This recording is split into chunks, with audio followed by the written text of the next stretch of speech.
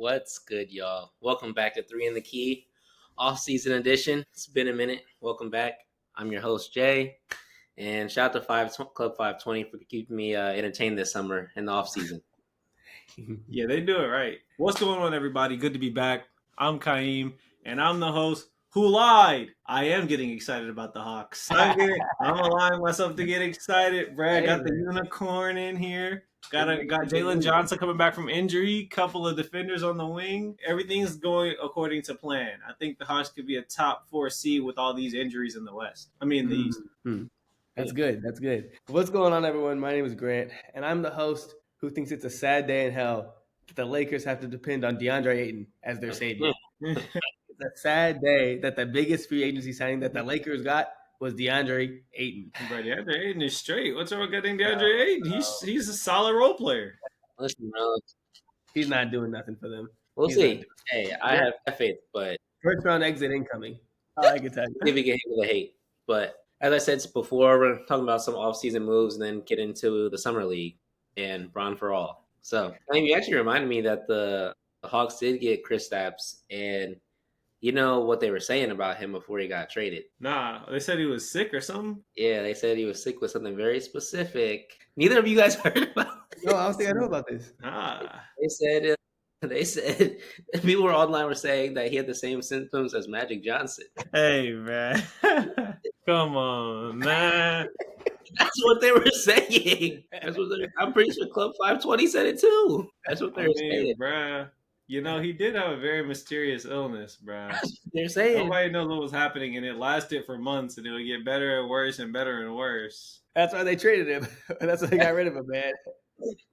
Listen, you see all these commercials these days, bruh. They got prep. They got everything they need. Let's get it out, bruh. Check ball. All right, man. We'll see.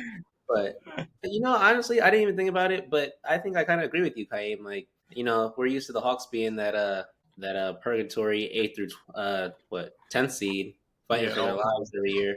But this year, honestly, there's a lot of injuries everywhere. So sure, let's say they can at least get top 5. Even teams in the top, the only one that hasn't made a move or like devastated by injuries is the Knicks, actually. So yeah. I think Knicks are front runner right now. Well, obviously the Cavs. I was gonna say the Cavs. We didn't respect them. Cavs and Knicks are the only ones really running it back, and then everybody else completely different or injuries to like key pieces.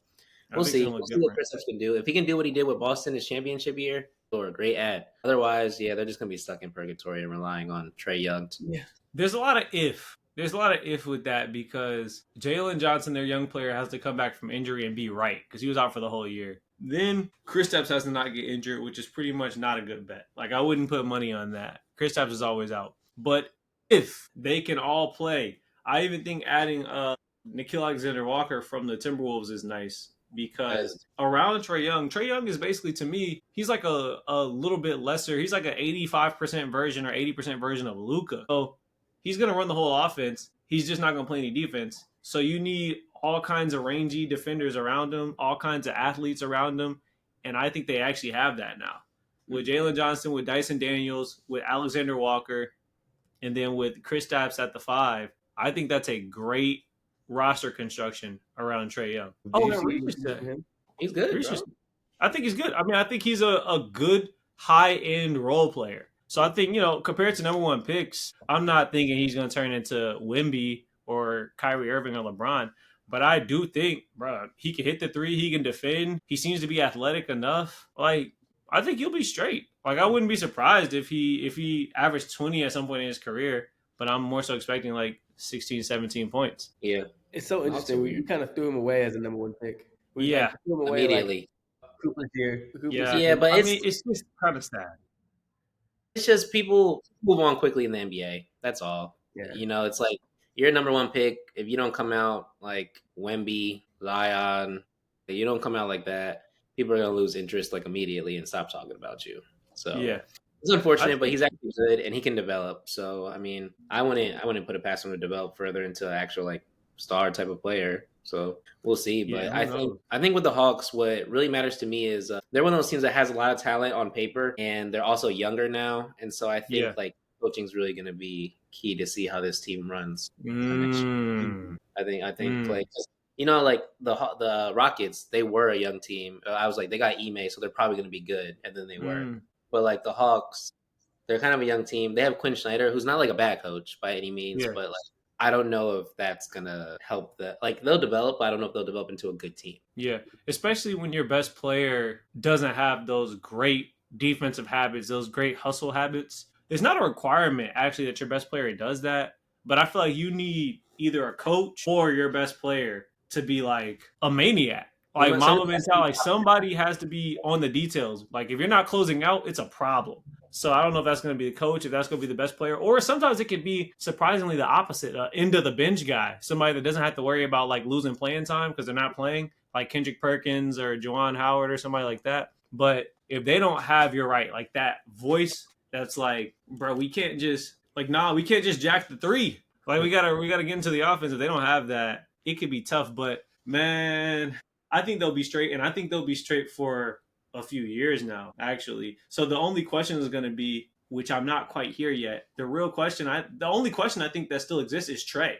I think the Hawks have actually done everything now. It's like, this is probably as good as it's going to get besides getting another star. What do you have for us? And I think that's what we're going to see this year with Tatum out, Dame out, and he left, Halliburton out. We'll see. Mm-hmm. Yeah. We'll see. All right. Well, also shout out Dyson Daniels. He's also really good. So, yeah, I love Dyson Daniels. And he can fill in some of the gaps. But let's talk about the biggest move, in my opinion, that 7-team trade that ended up with KD. Yeah. Yes, sir. And, you know, honestly, I'm high on the Rockets. Love their coach. Love their team. And now they actually have a superstar. I know he's an old man now, but he's not declining. Like, again, he's not, him, Steph, and LeBron, they weren't declining at the rate that people normally do, just because of how great they are in longevity. And even with KD's injuries, he's still, is very good. So I think that might be it for the Rockets. I think they can make a push at least to make it to the conference finals. I got to see season. I think on paper, like you said, Jay, on paper, the team looks like a championship team. Just from what we saw last year, honestly, they got rid of Jalen Green, which he was a chucker. Didn't take the best shots. His defense was mediocre. And they replaced with KD. There's something about the Rockets. I think they're going to be a great team. I think they'll be a top 2 to 3 seed in the West. But something about it doesn't bring me championship. It doesn't bring me championship feel. Like, if they went up against the Thunder right now, do you think they would beat them in a 7-game series? Well, that's the Thunder. I think that is the reigning champ. But also, yeah, I think Grant, they are probably missing that guy that has that dog in him, because Dylan Brooks left. Dylan Brooks left, and I don't know if one of the young guys is going to take up that role, but respectfully to KD, that's not his role on the team. So KD is so cold, bro. He said, I don't even want to be a leader. He said, I'm trying to hoop. That's how KD is a savage. But I agree with you guys. I think so. A couple of things. I think the Rockets were a 2 seed last year, and I actually respect that 2 seed, even though they lost in the first round. But I respect it because OKC was way up. They were 15 games ahead of everybody else. But the Rockets had a small amount of separation between 2 and 3. The Lakers weren't if they had won one more game, they would have been a 3 seed. It was okay, they had a good 2 or 3 game lead over the rest. And then 3 through 8 were all within 2 or 3 games. Yeah. So they really had a great regular season. Jay mentioned their coach. They have a great coach. I think I agree with you, Grant, that I have a little something that's giving me pause. And I think what that thing is just the fact that they're such a young team. Their best players, except for KD now, are all I'm just talking about the 2 players, Şengün, or 3. Şengün, what's their guy's name? Amen Thompson. And then even the other important guys, Jabari Smith, Reed Shepard, these are super young. Tari Eason, these are 23, 24-year-old people. Tough to win a championship, but one way to fix that is to bring in goddamn 37-year-old KD, who can still easily give you 27. I think I shrug my shoulders that they lost Jalen Green. I actually think the biggest loss is Dylan Brooks. Dylan Brooks, he gets laughed at a lot, but I do think he was a part of that culture. Him, Ime was a part of kind of bringing that dog every night, just making them annoying to play against. So I definitely think they have a chance, because in the playoffs, man, anything could happen, bro. Somebody could get injured, somebody could get upset. They might not have to go through the Thunder. That's the thing. But I choose the Thunder Probably. But it also will depend on what KD can give, because KD, Steph, and LeBron, they aren't declining as fast, but they are declining a little. And not even in terms of just being, they're not scrubs, but I feel like if you had KD, Bron, or Steph 10 years ago, you were guaranteed to be a good team. Like top 4 seed. Now it's a little different. You could have KD or Bron or Steph and easily be a 7 seed, 8 seed, 10 seed, 12 seed. And so the question is the same question for LeBron, same question for Steph. Is he going to slow down even a little bit? But the good news is they don't need him to do much at all. We got you on the defense. We got you on the point guard. We got you on everything. All we need you to do is, it's 6 seconds left on the shot clock. We need a bucket. And he can do that probably better than anybody in the league. So I think they'll be right there. Like, if they went to the Western Conference Finals, it wouldn't shock me at all. Yeah, I do think Amin Thompson can take that next step. So I decided, I was like, actually, he can be that guy that has that dog in him. You think so? Super athlete, too. Super athlete. You can tell he tries hard for real. We'll see. They got a squad, bro. I've never seen the 2 timelines thing actually work, but I think the Rockets could be good for like the next 5 years, because I think even as KD gets old, the rest of their team is so good and so young. Like, they're hoping Şengün can become baby Jokic. If that happens, they'll be straight when KD leaves. Obviously, that's a big if, but they got some good players. Yeah. All right. Well, what else we got? Oh, Lillard back to the Blazers to retire. Oh yeah, that's nice. The move. He came, busted up Milwaukee, and then went back home to Portland. He went back. I'm happy for them, man. I'm not gonna lie. I think it's good. This is what his career is. Like, he's Portland. He's an icon. He gets to go back and be an icon. They're not gonna win. Yeah. It was a good win in Milwaukee. Now he can win and be an icon. It's smooth. Yeah. He's going back home. Yeah. Him and Chris Paul. And Chris Paul got the. Forgot Chris Paul. But I think the Clippers are actually still supposed to win. Yeah. The Blazers. Don't talk about the Clippers, man. The Clippers got an Olympic level squad, bruh. Every time you talk about the Clippers, that's a first round exit, bro. That's another first round exit. They piss me off, bro.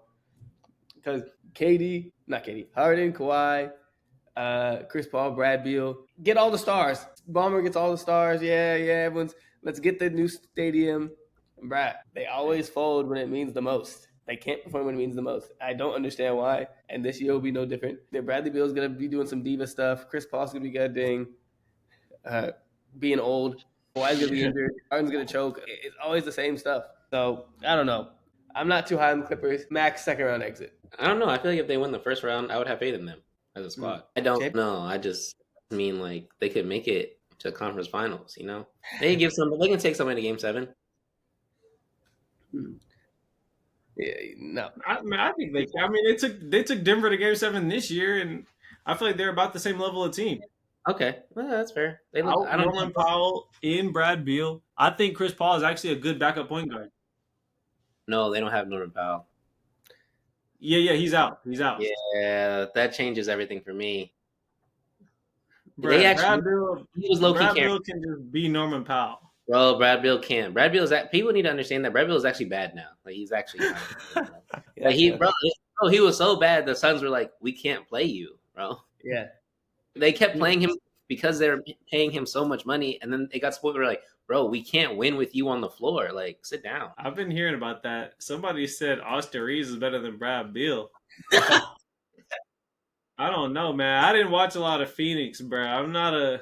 It was like when Russ went to the Lakers and he was like stinking up the place, but like worse. Like, you know, at least Russ can be the hustle guy and get rebounds and assists.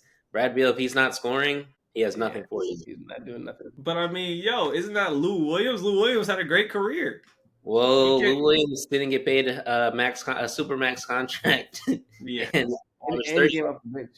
And Lou Williams was a 6th man of the year. Yeah, I do think it would have been better, whatever team Brad Beal went to, if he could have come off the bench. I think he should actually accept that and be like, yo, I'm coming off the bench. That means a lot of the time I'll be playing against second team defenders, second team players. I think he could be straight off the bench. As your starter, Harden, Brad Beal, Kawhi is just very tough to trust throughout a whole season and the playoffs. Harden is because of god dang, he's a choker, and Brad Beal and Kawhi is because of injuries. Yeah. In the playoffs, I'm sorry, depending on who they're going up against, I wouldn't even trust Bad Beal against the second unit. He plays Hey, bro. he If he can't plays be that bad. He averaged 20, didn't he? he plays the Thunder second unit, he might be worse than like half of their second unit. Well, you're right. I mean, the Thunder second unit they got Caruso coming out the bench. You don't want to go up against him. Yeah. But Let me see. Oh, we averaged 17 this year. Give you 17 points, 4 assists, 50% from the field, 39% from 3. What do you want from the man? What did you say he was from the field? 50%. Really? 49.7. Oh, that was way better than I thought. I'm not gonna lie. Why did it seem like he was so bad then? I heard they thought he was bad. He just couldn't play defense. Maybe he got better. Maybe it got in the beginning of the season. He was shooting like 30%. Maybe he got better. He was injured. And also maybe I have they say he's not the most engaged defender. Yeah, that's what I'm saying. He can't do anything for you if he's not scoring. And yeah, 4 assists. That's not horrible, but for a guard with the ball, you like some more. Because like 4 assists means like you pass it off, and sometimes 2K be giving you those fake assists. It's like they like cross over their defender and take a step back 3, and that's your assist. Yeah. They gotta institute some strict rules about assists, like number of dribbles or something. They've gotten better at it. What do you say? No, I was gonna say they've gotten better at it. You got it. My bad. They've gotten better at it since the John Stockton era because he has that unbreakable assist record. Because you can take if John Stockton passes you the ball and you score at any point on the shot clock, it was an assist. So, especially hey, dang, I didn't want to say it, but I gotta say it. He was the great white hope as well. Yeah. They were probably stuffing that stat sheet. White kid that can hoop in Utah? Yeah, bro. They were probably. They're like, oh, that's an assist. He didn't even touch the ball. But look, they said, you know what though? That goes against my point because they said they were cooking the books for Michael Jordan as well on defense. They said anything was a steal. If anybody stole the ball anywhere near him, they gave him the steal. they were cooking the books for Michael Jordan, bro. They were. There's some players that they just cook the books for. And Michael Jordan, John Stockton, they definitely benefited from. Yeah, because nobody's gonna notice. Like, are you really gonna go back through every game tape, look at the steals? You're not. Yeah, especially back then, you're not doing that. I was just gonna say, I heard another issue with Bradley Beal was he was a little bit of a locker room cancer guy. He had some locker room issues. That's why they didn't play him as much. He didn't play as much, not really because of his numbers. Well, he couldn't play defense. But he wasn't vibing with who's the coach right now at Phoenix? Budenholzer, was it? Yeah, he wasn't. Yeah, Budenholzer. Wow, he wasn't vibing with Budenholzer. Coach. So that's what happens when you're in Washington, bro, with a bad organization, and you can do whatever you want if you're the best player. You come into a slightly better, not even a great organization, a slightly better organization. You get mad that the coach told you to close out. I'm genuinely impressed at how the Lakers, Bucks, and Suns have managed to purposefully dismantle championship level teams, finals level teams in half of a decade. Like 2020, Lakers, somebody in the final, Lakers, Heat in the finals. 2021, Bucks, Suns in the finals. And they just decided, you know what? We don't like these teams anymore. We need to shake it up. We need Russell Westbrook. We need Drew Holiday. We need KD. Bruh. It was you need KD when you can't, like the Rockets need KD. They went out in the first round. You don't need KD if you're in the finals. You need continuity in a few plays to go your way. It's a cautionary tale. You have a good team, just re-sign the players. Like OKC, like they're like, oh shoot, we won the championship. We should probably re-sign our players. We're not gonna go trade for Russell Westbrook. That makes no sense. It's a superstar tax. It's like, dang, that guy. If we get that guy over here, championship. But that's not how it works anymore. The league is actually the league is actually so good now. That's not how it works anymore. Yeah. And I think now teams are realize. No, go ahead, bro. No, I was just saying. I think now teams are actually starting to realize, like KD to the Rockets, that actually makes sense to me. Yeah. Mm-hmm. They didn't give up everything either. They didn't give up Şengün, Jabari Smith, XYZ, fire their coach. Like they didn't do any of that. They gave up Jalen Green, unfortunately Dylan Brooks, but then they brought in KD. And that makes sense. I feel bad too because like I feel like when I first started watching basketball, like and then a little before that too, late 2000s. If you just brought in some stars, you might win off that. you might win up that. I feel like the teams, the actual GMs and people running the teams and fans too, but we're not paid to do it. They are way too slow in realizing that's not what wins championships anymore. You still need the one guy. And it's great if you have two. But after that, you genuinely need like 4 to 7 good players. Good to very good players. Players who can play some offense and some defense. Players that can start on like the worst teams, basically. Yeah, like Caruso. Caruso can start somewhere. We bring him off the bench.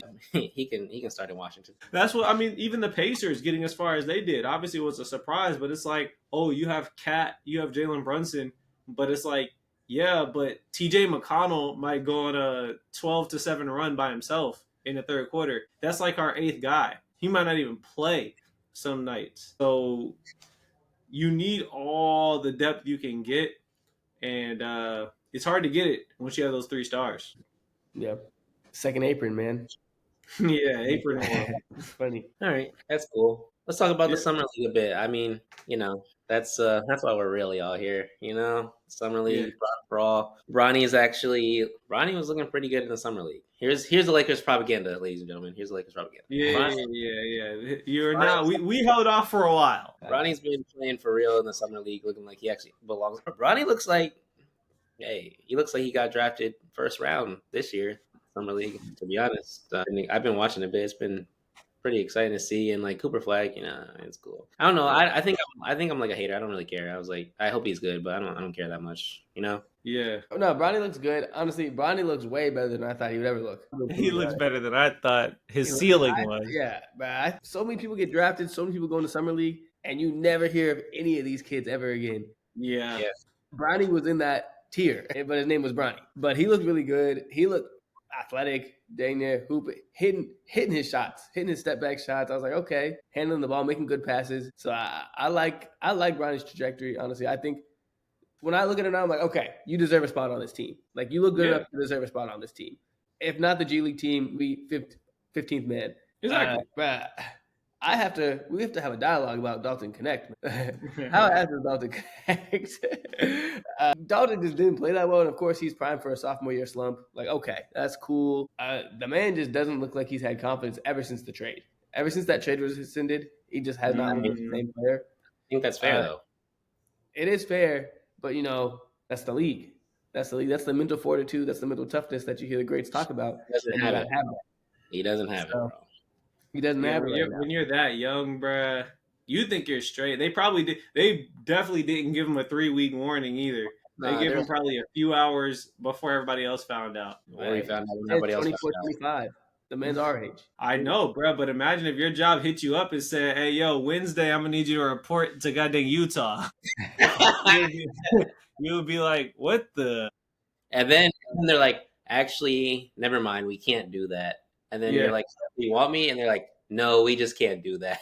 Yeah, like we actually would have preferred to send you out, but the guy that we were bringing in instead of you, in the background check, some stuff happens. Now we got to keep you. Now, don't get me wrong. I still think he needs to get over it because there's millions. Yeah. I feel like the good news is there really are pros and cons to being pro athletes. Not everything is sweet about it. They might just uproot you from your family. Like Dallas. I mean, Dallas did Luka. Like, Luka thinks he's good, and then next week he has to go to Los Angeles. That's where he lives now. He has to find a house, but he also was getting 40 or 50 million. And so if Dalton Connect can lock back in, he's not going to get paid that, but he could make 5 million, 10 million, 15, maybe 20 if he gets his confidence back. Because, bro, he had a game where he scored like 38. Yeah. He scored 38 as a rookie, and don't get me wrong, it's one game, but there's a lot of people who don't score 38. Bro. There's a lot of people that don't score 10 in the league. Yeah. Everybody in the G League probably has never scored 10 points in the NBA, except Kenny Lofton. But for some reason, people don't like Kenny Lofton. Dalton has some promise. It's so weird to see him go from when he was drafted, the hype was up here. He looked good. Of course, his defense was iffy, but he was hitting his shots. Like, he was exciting. He might hit 4 or 5 in a row. And I feel like since the beginning of his rookie year, it's just like every 3 months, his stock is a little lower. Yeah. And so now we're talking about him like he could just be thrown into a trade. Like, he's not even valuable anymore. I mean, he can. He was thrown into it. Yeah, I mean, I think it was that mental fortitude that Grant was saying. We were high on him. they were like, "Oh, Connect Four, oh," and then they were like, "Ah, we got Dalton Connects back." Yeah, it's crazy. So they need to sit him down and talk to him and say, "Listen, bruh, they need to lie. They need to be like, bruh, AJ Redick needs to lie. yeah, we had to do this because of XYZ. Like Luca said he needed a center. We had no other choice, but we value you. This is what you're good at. This is what we see your role. They actually need somebody to sit down, talk to him, and build him up. They should just blame Jeannie Buss. But they're gonna sell the Lakers, and new management was talking about they wanted Mark Williams, and we had to comply. Yeah, they need to come up with a story because I feel like that's what separated Bronny this year. Bronny had some turnovers and stuff in the summer league for sure, but he played so confidently. Like every dribble move was so confident. The shots were so confident. He was taking some shots that seemed like bad shots, but he was hitting them joints, taking them with confidence. And Dalton should have been cooking the summer league. If you scored 35 in the league, he should have been averaging like 25 in the summer league. Yeah, he should have been like. Not good that he wasn't. It's not good. Bro got outplayed by Cole Swider. Crazy. Hey man, there's some hoopers in the summer league. Yeah. Shout I like out to Darius Bazley.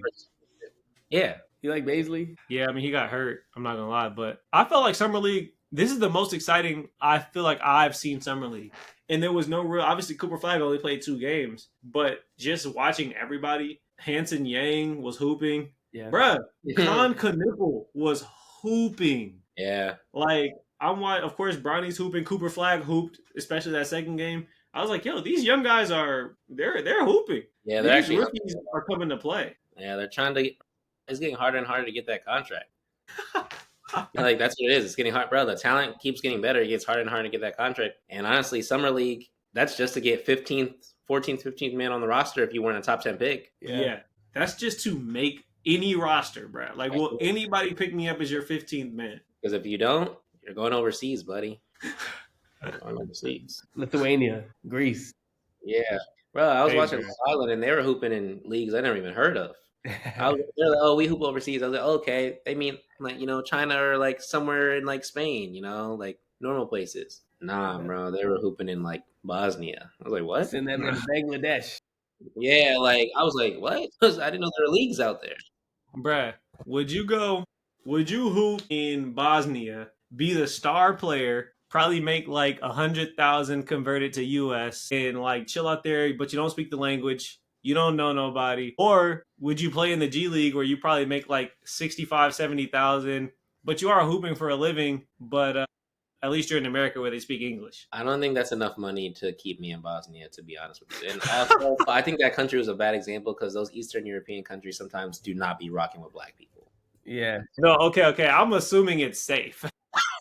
Yeah, I am assuming it's safe. I would hope so, but you never know. If it's not safe, then of course. But I actually just looked it up. G League players actually make, let's see, base salary 41,000, but they only work for 5 months out of the year. Okay. Yeah, I think I'm still gonna be in the G League.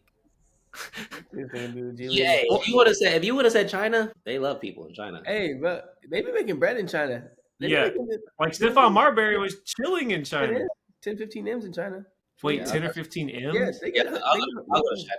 Yeah, I'll go to China. If it's 10 or 15 M's, then every 10th to 15th man on the roster should be in China. Well, that's the thing. That league is actually good. Not gonna lie to you. I think some of them go over there and they be thinking like, oh, I can dominate. But what they fail to realize is some of the guys that actually dominated at one point in time were all-stars in the NBA, or at one point in time were the best like in college or in the NBA. The best. Those are China and like the European leagues. They're making millions. They're actually because they. Yeah. No, you're right, bro. Because they said average salary is like $2 million on the Shanghai Sharks roster. If you're in the G League, you might end up like 7th or 8th man on the Shanghai Sharks. I mean, if average salary is 2 M's, I might have to pull up. But I think it's like people in the NBA dreams. It's like, well, I'm closer to the NBA and the G League than I am on the goddamn Guangzhou Tigers. Yeah, but for partially emotional. I feel like some people have gone to China and came back, like Pat Bev. And Yabusele played in China for a little bit. And my boy Gershon. Yeah, that boy Gershon. We should have a CBA team naming contest. We only know the Shanghai Sharks, but what the teams? Yeah. No. I know the Hudong Tigers too. I only know they're That's saying I Shanghai Sharks. got- Literally, I didn't even know the name of the league. I had to look up when I was just looking at their salary. I had to look up Shanghai Sharks salary. I don't know anything. I'm actually gonna learn so many more names so that when we start recording more, I'm like, hey, send them to this team. I'm gonna start saying those names instead of Shanghai Sharks. Chinese Basketball Association. The Liaoning Flying Leopards. I know that's one. Yep, I'm seeing them right now. All right, I got them pulled up. Oh wow, the Beijing Ducks.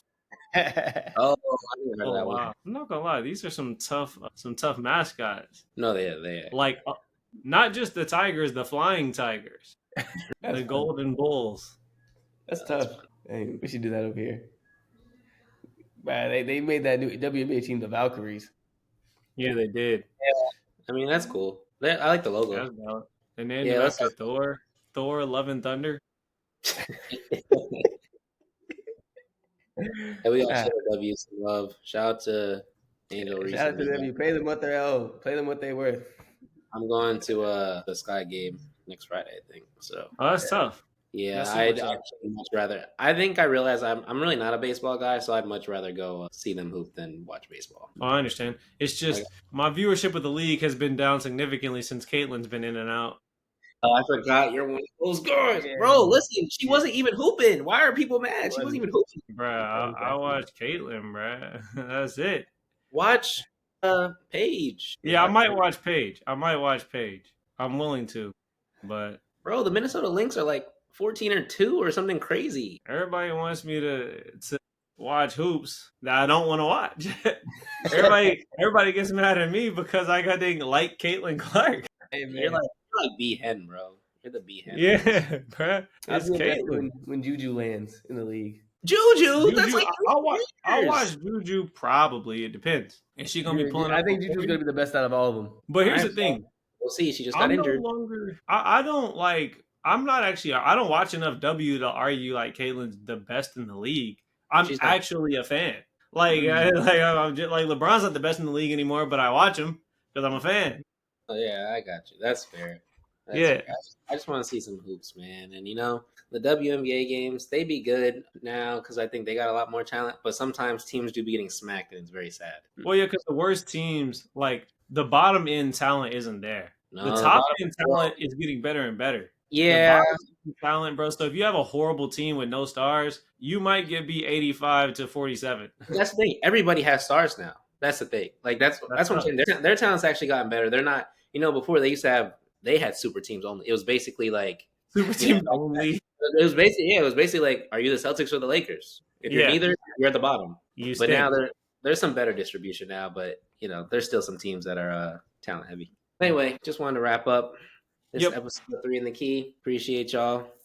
Talk to you later. Peace. Oh, it's gonna take a second.